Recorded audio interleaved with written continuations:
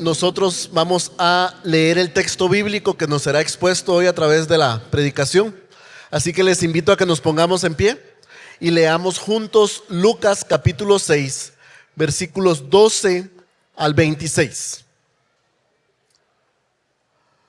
Lucas 6, 12 al 26 dice de esta manera: En esos días Jesús se fue al monte a orar y pasó toda la noche en oración a Dios.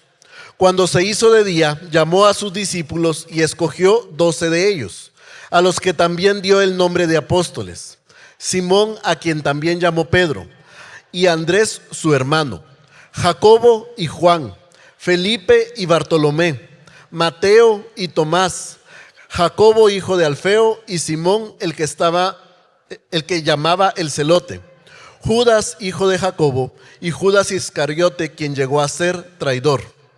Descendió con ellos y se detuvo en un lugar llano. Había una gran multitud de sus discípulos y una gran muchedumbre del pueblo de toda Judea, de Jerusalén y de la región costera de Tiro y Sidón, que habían ido a oír a Jesús para ser sanados de sus enfermedades. Y los que eran atormentados por espíritus inmundos eran curados. Y toda la multitud procuraba tocar a Jesús, porque de él salía un poder que a todos sanaba. Volviendo su vista hacia sus discípulos decía: Bienaventurados ustedes los pobres, porque de ustedes es el reino de Dios.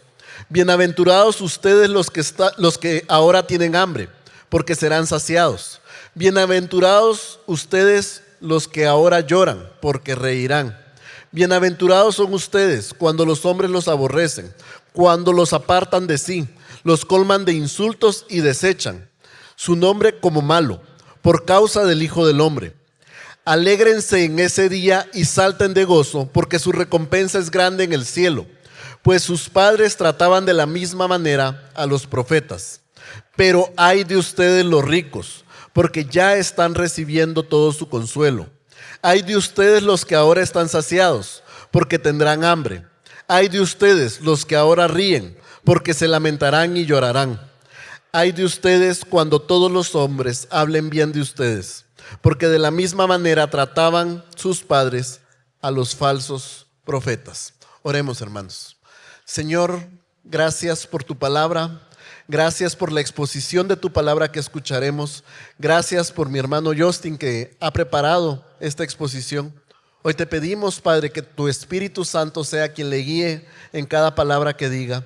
Que tú puedas tomar control de su mente, de su corazón y de su boca, para que él pueda hablar únicamente tu palabra. Y permítenos a nosotros, Padre, tener un corazón humilde para escuchar tu palabra y para ser transformada por medio de ella a través de tu Espíritu Santo. Hoy te pedimos que tú nos hables, Padre. En el nombre de Jesús oramos. Amén y amén. Pueden tomar su lugar. El viernes por la tarde culminamos, yo no hice nada.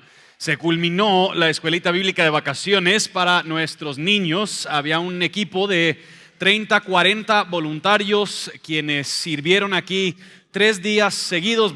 4 si cuentas el día de adornos y de decorar y lo demás. Los voluntarios que ayudaron a servir en la escuelita bíblica, yo sé que todo lo hacen por el Señor, pero ¿podrían levantar la mano quienes fueron los que ayudaron? Démosle un fuerte aplauso.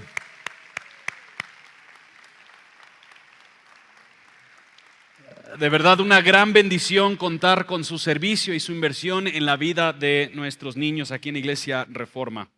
Todos los días estamos siendo bombardeados por mensajes.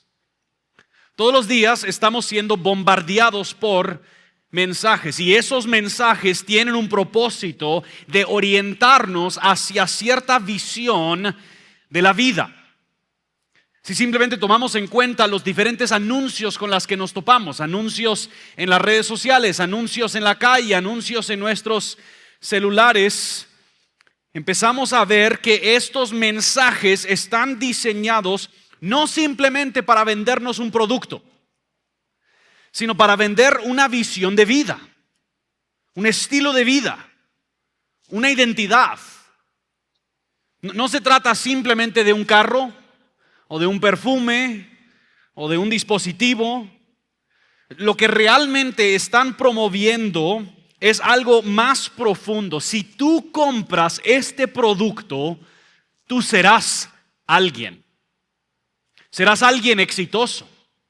Serás alguien poderoso. Serás alguien atractivo. Serás alguien influyente.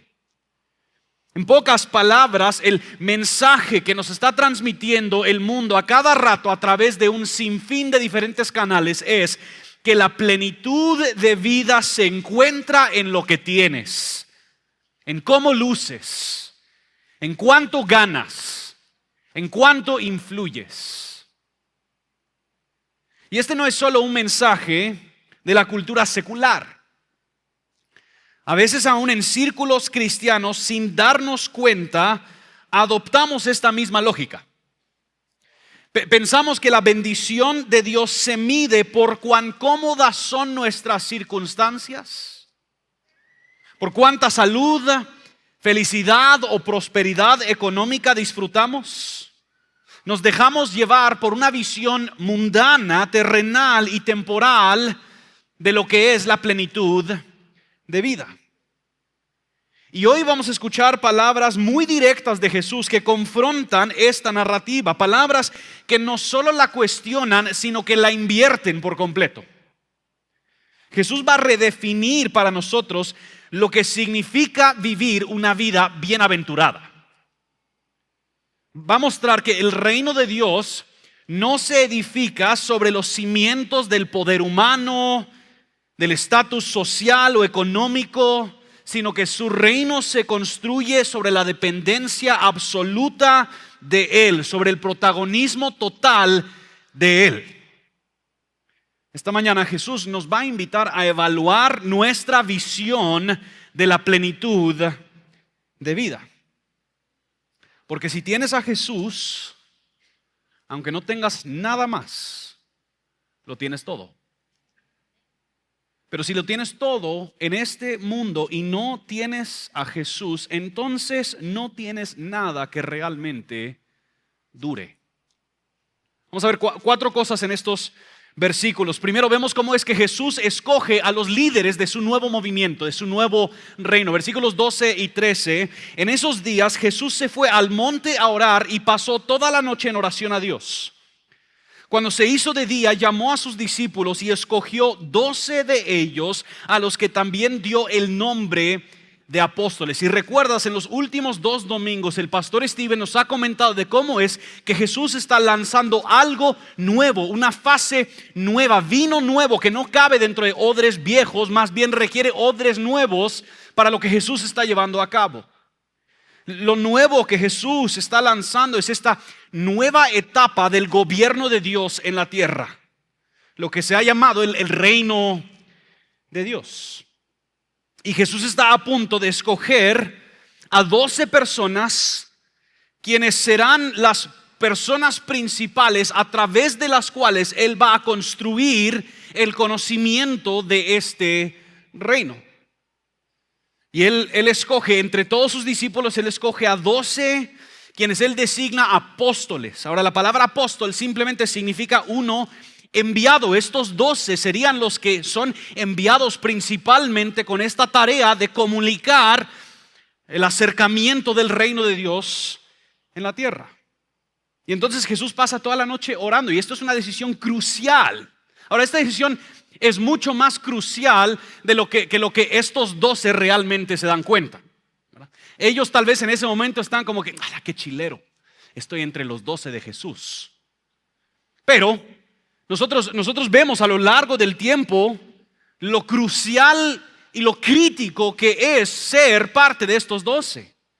Que por supuesto ellos siguen a Jesús, pero ellos terminan enredados con Jesús, ellos terminan asociados con Jesús. Luego su maestro es crucificado, sufren el luto y el duelo de la pérdida de su gran maestro, pero luego lo ven resucitar y Él asciende y los deja a ellos 40 días después solitos pensando, ¿y a qué nos metimos? Y los primeros años de la iglesia son tumultuosos, donde a cada rato estos 12 son consultados en momentos críticos de la vida de la iglesia. Ellos se vuelven el fundamento, el cimiento de esta nueva iglesia. Entonces es una decisión enorme. Jesús no está simplemente llamando a los que le caen mejor, sino que Él está pidiendo discernimiento y sabiduría de Dios. Ahora, Él escoge a 12 y sería muy fácil decir, bueno, como Jesús está lanzando algo nuevo, lo viejo quedó atrás, odres nuevos. Entonces, ¿por qué 12 que Él designa como apóstoles? Pues aquí es donde empezamos a ver que aunque Jesús sí está lanzando una fase nueva, no se está desvinculando por completo de toda la historia que nos ha llevado y traído a este momento. Dios cuando escoge a Abraham en el Antiguo Testamento, su gobierno se había establecido y era mediado a través del pueblo de Israel. Esta nación sociopolítica, geopolítica, y este pueblo de Israel consistía en tribus. ¿Cuántas tribus habían? Bien hecho, 100 puntos. Están participando en escuelita bíblica, algo así, ¿verdad? Busquen en sus Biblias, Juan 3, no. 12 tribus. Entonces, cuando Jesús escoge 12 discípulos, no es una casualidad. Él está haciendo una declaración muy clara. Está formando una nueva expresión del pueblo de Dios. Así como las 12 tribus representaban el pueblo de Israel, estos 12 discípulos representan el Israel expandido. Este pueblo de Dios expandido que ya no se define por geografía o por etnia, sino por seguimiento de Jesús, por fe en Jesús. Entonces Él no está aboliendo la historia de Israel, la está cumpliendo y llevándola a su punto culminante. Dios está cumpliendo su plan y ahora expandiendo lo que significa pertenecer a su pueblo a través de estos 12 quienes serán enviados para proclamar y anunciar el acercamiento de este reino. Entonces Jesús escoge los líderes de su nuevo reino. Número 2, el poder y mensaje de Jesús valida su nuevo reino. Noten versículos 17 al 19. Descendió con ellos sus discípulos y se detuvo en un lugar llano. Había una gran multitud de sus discípulos y una gran muchedumbre del pueblo de toda Judea, de Jerusalén y de la región costera de Tiro y Sidón, que habían ido para oír a Jesús y para ser sanados de sus enfermedades. Y los que eran atormentados por espíritus inmundos eran curados, y toda la multitud procuraba tocar a Jesús, porque de él salía un poder que a todos sanaba. Donde iba Jesús, él restauraba, él transformaba. Y el foco de todos estos discípulos que están siguiendo a Jesús es Jesús. Nos dice Lucas que esta gran multitud, esta muchedumbre del pueblo se habían ido para oír a Jesús y para ser sanado por Jesús. Que Jesús es el protagonista y su mensaje es válido por el poder que lo confirma. Ahora, si recuerdan, Lucas es también el autor del libro de Hechos. Y nosotros vemos también esta relación entre este mensaje proclamado por estos 12 apóstoles y las señales, los prodigios, los milagros que confirman la verdad del mensaje que están proclamando. Y Jesús está demostrando al atraer a esta población, es una población muy curiosa. Es un grupo de personas muy curioso. Porque en general es muchas personas que de una forma u otra no cabían apropiadamente dentro del sistema religioso y cultural del día. Eran personas que estaban a los márgenes. Y Jesús está demostrando que su reino no se edifica sobre mérito propio, como se había convertido el sistema judío bajo el liderazgo de los fariseos. El sistema religioso y cultural del día había creado una jerarquía preferencial basado en si tú logras cumplir con ciertas reglas que no son las que Dios ha revelado, más bien adicionales, que escuchamos la semana pasada, cercaron la ley de Dios para que seguramente no lograras quebrar la ley de Dios. Y por encima de eso, un sistema cultural que daba preferencia al estatus económico, al poder y a la influencia. Y escuchamos en otros pasajes, donde veremos más adelante, donde Jesús confronta a los fariseos por andar buscando lugares protagónicos. Ellos querían estar en lugares preferenciales, en los eventos de mayor importancia, con la gente de más influencia. Los que siguen a Jesús no son así. Quienes se acercan con Jesús son aquellos que a menudo no califican ni caben dentro del sistema religioso y cultural del día. Son los enfermos, los endemoniados, aún aquellos quienes serían considerados gentiles, gente de Tiro y Sidón. Gente se encontraba lejos del poder y de la importancia religiosa y cultural. Y estas son las personas atraídas a Jesús. ¿Por qué? ¿Por qué? Porque el centro del reino de Dios no es un sistema de reglas, ni un filtro social, ni un currículo espiritual de ascenso por mérito. El centro del reino de Jesús es Jesús. Cuando colocamos cualquier otra cosa en el centro, terminamos excluyendo. Lo único que verdaderamente atrae de tan diversas poblaciones es Jesús.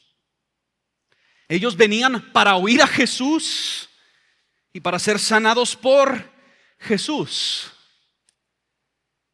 Jesús no simplemente hablaba acerca de Dios, Él traía la presencia misma de Dios. Porque donde está Jesús hay esperanza para el quebrantado, el humilde, el indigno. En otras palabras, Jesús no solo predicaba buenas noticias, Él era las buenas noticias. Lo que queda claro es que el reino de Dios no está siendo construido por sistemas controlados por los fuertes ni por los influyentes, sino que Dios está meticulosamente construyendo su reino en aquellos que reconocen su profunda necesidad y corren hacia Jesús. Él es el centro, Él es la atracción, Él es el rey. Y este rey tiene un mensaje. Tiene un mensaje.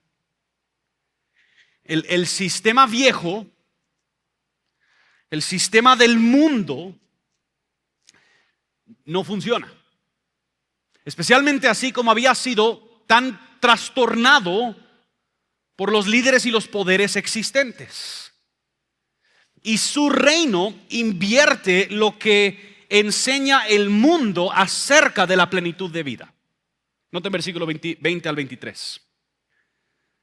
Volviendo su vista hacia sus discípulos, decía: bienaventurados ustedes los pobres, porque de ustedes es el reino de Dios.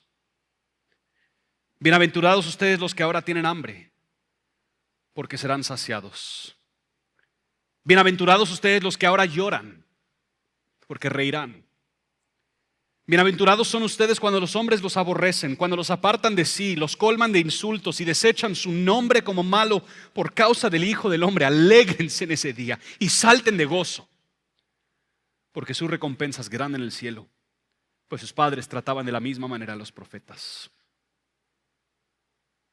Jesús está diciendo algo con mucho más matiz en estos pasajes de lo que quizás nos damos cuenta. Primero, Él no está hablando a 4 diferentes grupos distintos. Más bien, Él se dirige a un grupo de sus discípulos en particular, los que podrían ser considerados pobres, hambrientos, tristes y rechazados. Y el propósito no es decir, es a través de esta condición que adquieres entrada al reino de Dios. Él no está diciendo, esta es la pista, esta es la ruta. Más bien, el propósito es animar a los que son sus discípulos, que hoy están sufriendo escasez terrenal, dándoles una visión de la abundancia final que les espera en el reino de Dios. Nosotros vemos esta palabra bienaventurado. No capta quizás por completo lo que quiere decir. Es una palabra que no utilizamos mucho comúnmente, ¿verdad? Coloquialmente. ¿Cómo va tu día? Bienaventurado, ¿verdad? O sea, no lo solemos usar mucho. Pero la palabra quizás tiene que ver con plenitud, con felicidad, o hasta podríamos decir afortunado. No me refiero a la fortuna así como tal, pero afortunado. Que puesto de otra manera, Jesús está contestando la pregunta: ¿en qué consiste plenitud de vida en su reino? Y el mundo tiene una respuesta a esa pregunta. El mundo contesta esta pregunta diciendo que plenitud de vida, una vida afortunada y bendita, es una vida llena de seguridad terrenal, de abundancia material. Tendrás una vida plena y afortunada, la vida que a cada rato nos están promoviendo y nos están invitando a adquirir. Es una vida llena de riqueza, de felicidad, de opulencia, de influencia y popularidad social. Pero Jesús está diciendo que su reino no define plenitud como lo define el mundo. Su reino no funciona como funciona el mundo. Su reino no mide la plenitud en base al bienestar terrenal. Su reino toma una perspectiva eterna. La vida plena en su reino es aquella vida sometida a Jesús, siguiendo a Jesús, que aunque se enfrente con escasez, su mira está en la eternidad. Que en esta vida, muy prácticamente, sus discípulos pueden enfrentarse con pobreza y aún encontrar plenitud, porque eternamente heredarán el reino de Dios. En esta vida sus discípulos pueden enfrentarse con hambre y aún encontrar plenitud, porque eternamente serán satisfechos. En esta vida sus discípulos pueden enfrentarse con profunda tristeza y aún encontrar plenitud, porque Dios convertirá sus lágrimas en risa. En esta vida sus discípulos pueden enfrentarse con rechazo y hasta ser aborrecidos por causa de su nombre y aún encontrar plenitud, alegrarse, tener gozo. ¿Por qué? Porque eternamente obtendrán una herencia y un premio de valor eterno. El mundo mide la plenitud en términos terrenales y de muy corto plazo. Y Jesús está invirtiendo lo que el mundo dice.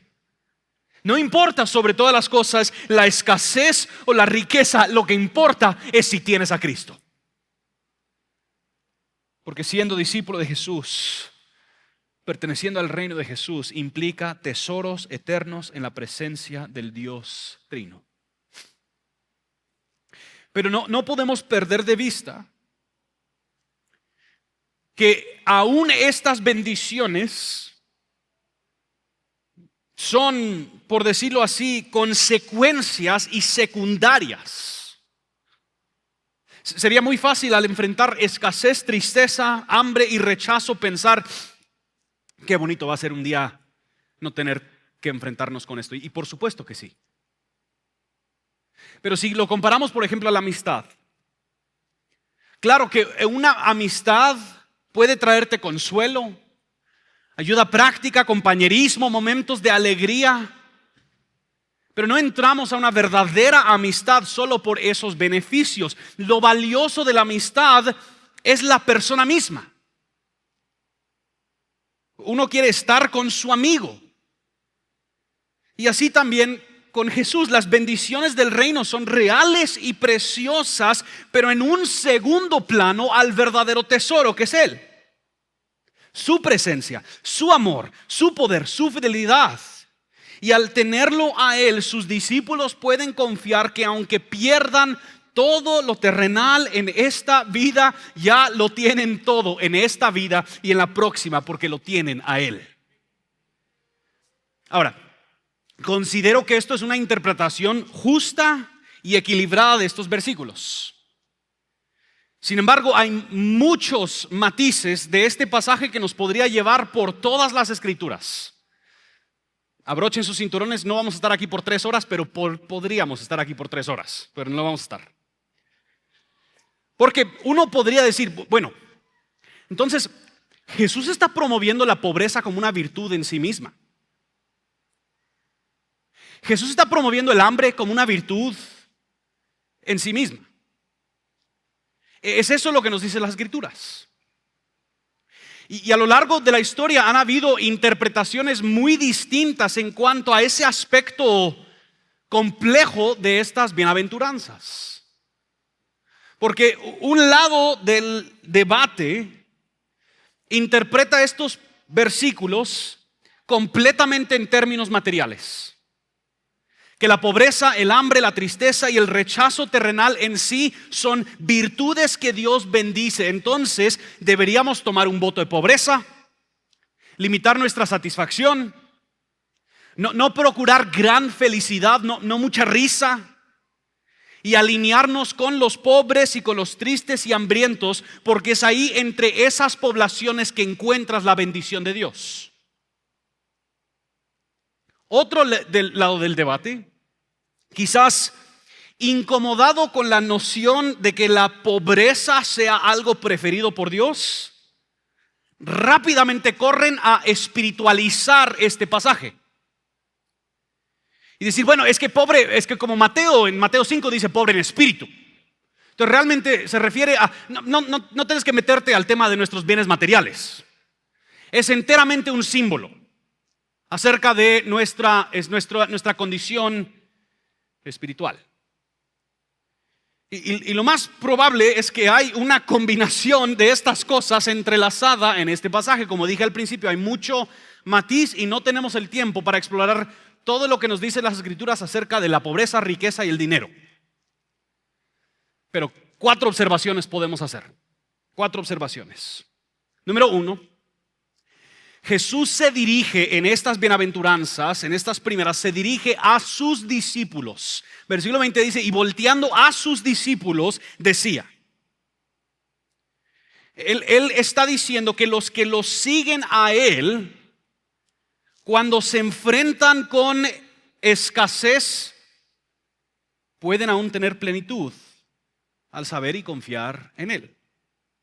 No está Jesús simplemente exaltando la dificultad material en general. No está diciendo que cualquier persona sufriendo de escasos recursos, hambre, tristeza o rechazo es automáticamente bendita y obtiene el favor de Dios. Yo no creo que las bienaventuranzas son una celebración del sufrimiento en sí, sino una afirmación del gozo y la esperanza que le esperan a los que pertenecen al reino de Dios, aun si enfrentan dificultad en esta tierra. En otras palabras, la bendición no está en la pobreza en sí, en el hambre en sí, sino está en pertenecer a Jesús y su reino. Segundo, en el contexto de Jesús, estas 4 condiciones a menudo se debían a injusticia. Entre las personas con quien Jesús andaba, había muchas personas que añoraban que por fin llegase su Mesías prometido, que por fin esperaba que viniera el que iba a traer justicia, el que iba a traer paz completa. Porque ellos se encontraban bajo condiciones injustas debido a un sistema religioso y cultural donde habían corruptos. Entre los fariseos, líderes políticos, el gobierno romano, habían muchos judíos honestos que estaban sufriendo por situaciones opresivas. Y al exaltar estas 4 condiciones, Jesús está enfatizando que Él no tolera la injusticia. Él está consciente del sufrimiento de las personas en estas condiciones y prometiendo que aquellos discípulos suyos que sufren injusticia en este mundo serán vindicados en la eternidad. Jesús traerá justicia, no simplemente al bendecirlos, sino al establecer su reino perfecto que será lleno de paz y justicia perfecta, así condenando la corrupción e injusticia que los ha oprimido. En múltiples ocasiones Jesús tiene palabras medio fuertes para los líderes religiosos en particular. Noten Lucas capítulo 11. Ahora bien, ustedes los fariseos limpian lo de afuera del vaso y del plato, pero por dentro están llenos de robo y de maldad. O 3 versículos después, versículo 42. Pero ay de ustedes fariseos, porque pagan el diezmo de la menta y la ruda y toda clase de hortaliza, sin embargo pasan por alto la justicia y el amor de Dios. O después de contarles una parábola del hombre rico, en Lucas capítulo 16, versículo 14 y 15, y me encanta que Lucas hasta mete su propia, dice los fariseos, y mete Lucas, que eran amantes del dinero, oían todas estas cosas y se burlaban de Jesús. Y Jesús les dijo: ustedes son los que se justifican a sí mismos ante los hombres, pero Dios conoce sus corazones, por lo que entre los hombres es de alta estima, es abominable delante de Dios. Que Jesús no tolera la corrupción y la injusticia que resulta en la opresión de portadores de su imagen. Número 3. La abundancia de bienestar terrenal puede distraer al seguidor de Jesús. La abundancia de bienestar terrenal puede distraer al seguidor de Jesús. No podemos ignorar el aspecto material de estos versículos. En el Evangelio de Lucas en particular hay un enfoque especial sobre la escasez terrenal, empezando desde cuando Jesús es presentado y él abre el rollo de Isaías 61, dice: el Espíritu Santo está sobre mí y yo vengo a predicar buenas noticias a los pobres. Hay una atención particular de Jesús hacia las personas con escasos recursos. Y en gran parte creo que esto es porque las personas con escasos recursos son más propensos a ser víctimas de la injusticia. Prácticamente es más fácil ser injusto hacia las personas que no tienen los recursos para defenderse. Y no siempre, pero a menudo, por la escasez, de manera práctica, suele haber más apertura a depender de Dios en momentos de escasez que en momentos de abundancia. Las condiciones de escasez han removido toda otra fuente de seguridad y provisión. Y el que vive escasez no tiene alternativas más que depender de Dios, en general, no en absoluto, pero en general. Al contrario, el que tiene sus necesidades suplidas se encuentra bajo el riesgo de depender de sus fuentes materiales, de su bienestar terrenal en lugar de Dios. Y de la misma forma que la pobreza en sí no es una virtud, la abundancia en sí no es un vicio. Pero cuando hay otras fuentes de seguridad y de gozo a nuestro alrededor, habrá la tentación de depender de ellas y no de Dios.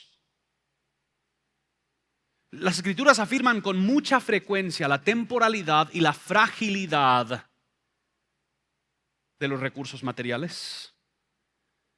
Nos animan a no poner nuestra mira en las cosas de esta tierra, que no pensemos en las cosas terrenales. De hecho, más adelante en Lucas 12, un hombre se acerca a Jesús y quiere que Jesús sea juez y árbitro entre él y su hermano porque hay una disputa de una herencia. Y dice: Jesús, decile que me comparte la mitad. Y noten cómo responde Jesús en Lucas 12. Estén atentos y cuídense de toda forma de avaricia, porque aun cuando alguien tenga abundancia, su vida no consiste en sus bienes. Cuídense de la avaricia. A menudo la abundancia de posesiones, la abundancia de bienestar terrenal nos hace propensos a la avaricia, al orgullo, a la prepotencia. Jesús está promoviendo una visión de vida desprendida del bienestar terrenal, que no depende de bienestar terrenal para obtener plenitud. Y yo creo, hermanos y hermanas, que en nuestro mundo el ruido del consumerismo, el ruido de la avaricia es tan voluminoso que ya muchos de nosotros ni nos percatamos cuando se ha apoderado de nuestro corazón. Y Jesús llega a advertir en los últimos versículos. Número 4, estas 4 condiciones además de todos estos aspectos materiales, apuntan también a una postura de corazón. La palabra usada por Jesús en particular cuando Él habla del pobre es una palabra con mucho matiz. En particular cuando es utilizada en la versión griega del Antiguo Testamento, la palabra apunta sí a pobreza, pero a humildad dependiente de Dios. Salmo 34:6. Este pobre clamó y el Señor le oyó y lo salvó de todas sus angustias. Ahora esto es David hablando. David no era económicamente pobre. Está apuntando a una postura de corazón. Proverbios 16:19, mejor es ser de espíritu humilde con los pobres que dividir el botín con los soberbios. Que a lo que apunta esto es lo que resalta Mateo en Mateo capítulo 5. Bienaventurados los pobres en espíritu. Esta postura de humildad y reconocimiento que sabe que uno no es dueño de nada. No hay nada de lo que yo tengo que yo he procurado o adquirido por mí mismo. Aun si he gozado de gran éxito, los dones y los talentos que yo tengo me fueron dados por Dios. Donde yo nací, en la familia en la que fui criado, todas estas cosas son gracia. Que nuestra dependencia de Dios es absolutamente necesaria. La persona pobre, hambrienta, triste, rechazada, reconoce que nada de lo que tiene le brinda seguridad y plenitud y por lo tanto encuentra vida plena porque no depende de esas cosas, depende de Dios. Y esto no nos debería sorprender. Las Escrituras siempre nos llevan a evaluar nuestro corazón más que aún las circunstancias eternas. Noten lo que dice Pablo en 1 Timoteo 6, 9 al 10. Pero los que quieren enriquecerse caen en tentación y lazo, y en muchos deseos necios y dañosos que hunden a los hombres en la ruina y en la perdición. Pablo podría ser un poquito más directo, no te estamos entendiendo. Sin pelos en la lengua, decilo. Porque la raíz de todos los males es el amor al dinero, por el cual, codiciándolo algunos, se extraviaron de la fe y se torturaron con muchos dolores. La instrucción de las Escrituras no es que deberías tener mucho, ni que deberías tener poco, ni depender del bienestar material. Que es posible tener poco y ser avaro. Es posible tener mucho y estar desprendido de tus bienes, y viceversa. Si tú dependes de Dios y Dios en su gracia te ha librado de la avaricia y te ha dado dones para generar recursos, hazlo. Crece tu empresa, contrata a más personas, bendice a más personas con oportunidades, sé profunda y escandalosamente generoso. Demuéstrale al mundo que tu gozo no lo encuentras en tu cuenta bancaria, sino que en que tú heredarás el reino de Dios. Pero cuida tu corazón, que no esté puesto en lo terrenal. De hecho, esa es la advertencia a la que llega Jesús en los últimos versículos. Versículo 24 al 26, Jesús advierte al que lo rechaza a Él a cambio de seguridad terrenal. Pero ay de ustedes los ricos, porque ya están recibiendo todo su consuelo. Ay de ustedes los que ahora están saciados, porque tendrán hambre. Ay de ustedes los que ahora se ríen, porque se lamentarán y llorarán. Ay de ustedes cuando todos los hombres hablen bien de ustedes, porque de la misma manera trataban sus padres a los falsos profetas. Esto es una herramienta común en las Escrituras de bendiciones y maldiciones. Entonces Jesús en la primera se está dirigiendo a sus discípulos, pero luego Él expande su audiencia en general a aquellas personas que serían caracterizadas por esta arrogancia de vida, que ellos creen que merecen la opulencia y están dispuestos a hacer todo lo que tengan que hacer para saciar sus deseos de obtener seguridad terrenal. Que también, de la misma forma que el pobre, hambriento, triste y rechazado no simplemente se refiere a escasez terrenal, más una postura de humildad y dependencia, también el rico, el saciado, el que se ríe, el que influye, No simplemente se refiere a los que tienen abundancia material, sino al arrogante cuyo corazón y propósito de vida ha sido perseguir bienestar terrenal por encima de depender de Dios. No reconoce la provisión de Dios.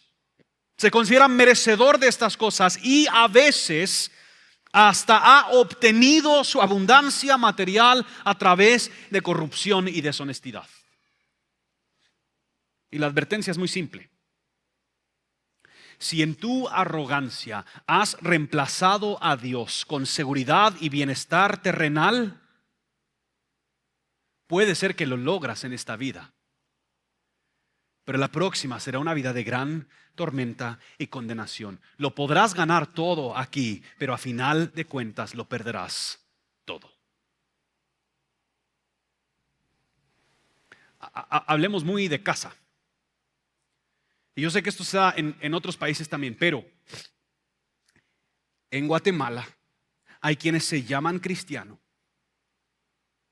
quizás entre nosotros, pero por avaricia y arrogancia hemos construido nuestra vida entera sobre la búsqueda de bienestar y seguridad terrenal. Hay quienes se dicen seguidores de Jesús, pero te dirían que la plenitud de vida la encontrarás en la seguridad y prosperidad económica. Hay quienes se llaman cristianos, pero aún hasta participan de la corrupción. Sus ganancias son deshonestas. Y tienen ellos hermanos y hermanas quienes están sufriendo escasez e injusticia debido a la corrupción de personas quienes dicen pertenecer al reino de Dios. No debería ser así en el reino de Dios, hermanos y hermanas. Es detestable por Dios. En 100 años, todo lo que tienes en términos materiales va a estar podriendo en algún relleno, a menos de que es un mueble así muy bien hecho, no sé, de cedra o algo. Yo no sé nada de muebles. Iba a inventarme algo, pero yo no sé nada de muebles. No, Jesús está diciendo, no vale la pena perder tu alma para obtener un tesoro que se corrompe tan fácilmente. Mejor es tener poco tesoro en esta vida, pero tener a Cristo eternamente. Y de nuevo, estas posturas y actitudes no son exclusivamente de aquellos quienes gozan de abundancia material. Es posible que personas con pocos recursos demuestren las actitudes del arrogante porque todo su corazón está lleno de avaricia. La advertencia es clara. Si has hecho del bienestar terrenal tu Dios, será terrible cuando te enfrentas con tu verdadero Dios. Pero si te sometes al verdadero Dios, si sigues y abrazas a Cristo como el tesoro de mayor valor, no simplemente gozarás de una vida plena aquí, heredarás el reino y todas estas cosas en el futuro. Eso es lo que Jesús dice cuando termina en Mateo. Él dice, busquen primero el reino de Dios y todas las otras cosas van a ser suyas. Jesús está lanzando un nuevo movimiento, un nuevo reino. Un reino que no se edifica sobre poder humano, ni riqueza, ni estatus, sino sobre su propia persona. Él escoge a líderes débiles para mostrar su fuerza. Él valida su mensaje con un poder que restaura y transforma. Él invierte la lógica del mundo y Él advierte a los que han puesto su esperanza en lo terrenal. Así que al ver nuestras propias vidas, la pregunta no es ¿tengo mucho o tengo poco?, sino ¿de quién dependo? ¿Dónde está mi tesoro? ¿Cuál es mi definición de una vida plena? Voy a pedir al equipo de músicos que pasen adelante y voy a terminar con 4 cosas muy sencillas. Número 1. Evalúa tu dependencia real y diaria de Cristo. Yo sé que todos nos sentamos a la mesa y oramos y le damos gracias por nuestros alimentos. Pero ¿cuánta conciencia realmente tenemos que absolutamente todas las cosas vienen de su mano? No hay nada que yo tengo. El aire que ahorita respiro.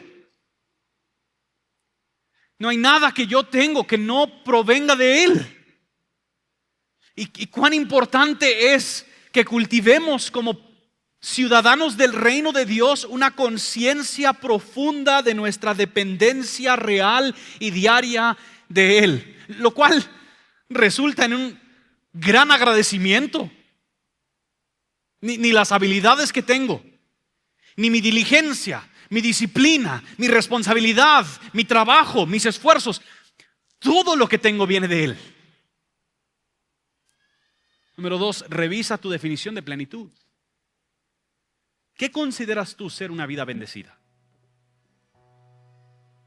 Puede ser que hoy algunos de nosotros deberíamos responder en arrepentimiento,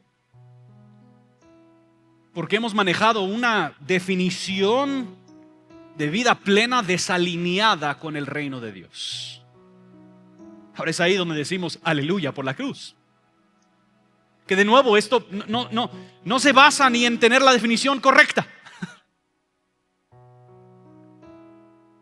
sino alinearla poco a poco con Él. Número 3, despréndete del amor a lo material. No importa de nuevo si tienes mucho o si tienes poco. Examina si tus bienes o tus deseos por bienes están gobernando tu corazón. Tu seguridad, tu gozo, tu satisfacción lo encuentras en más experiencias, en más posesiones, en más logros.